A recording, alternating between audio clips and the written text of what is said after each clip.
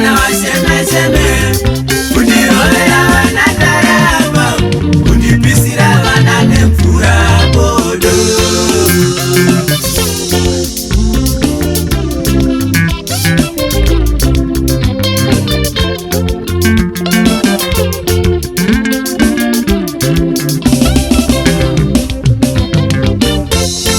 Soda kuremekeza vanoshandira muri nemoyo yavo ine rudo, mabasa ikwe vanoshora chikavakora chamba vakushora.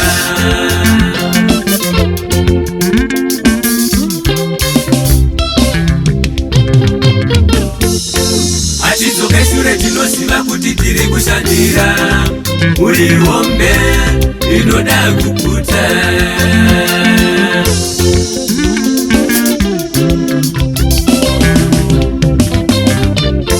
Mukaona tichikwira ndega tikwirire kunakidzwa, kana kuti tinoda mudenga satinoda kushanda.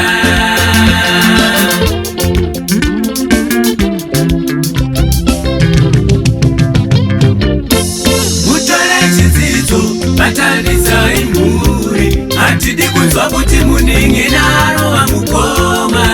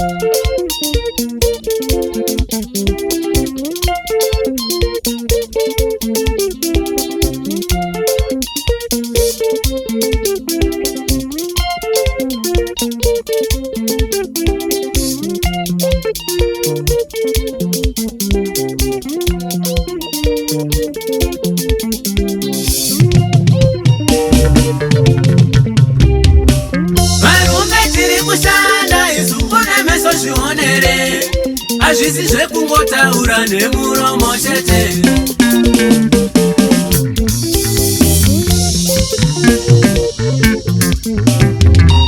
Sanganukai vanakomana mvurai meso muone, kuti chii chamungaite nawo upenyu.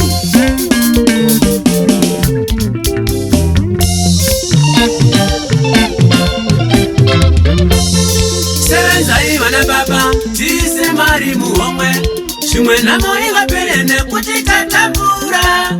Mihoro yedu mishoma, sero tikafa, mariro edu haremekedzwe, iri mhepo ngaiende. Tinotenda Mwari vanorwa hondo dzematsinza.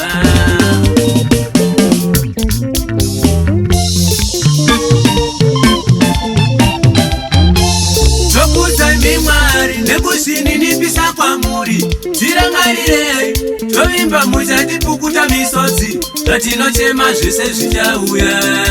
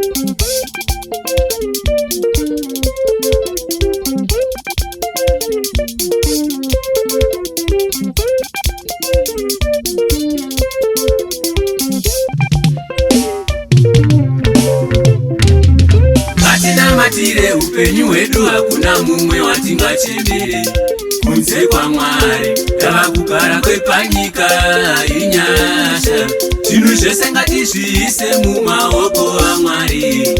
Ndiye anogona kutibvisa mumatambudziko atinawo.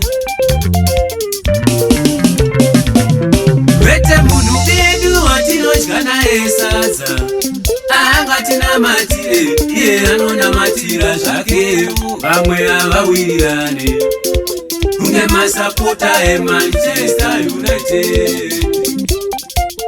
Unonzwa kuti varovana nemasapota eLiverpool, kungotukana kwega kwegako. Kunzwanana kwataita kwakaendepi?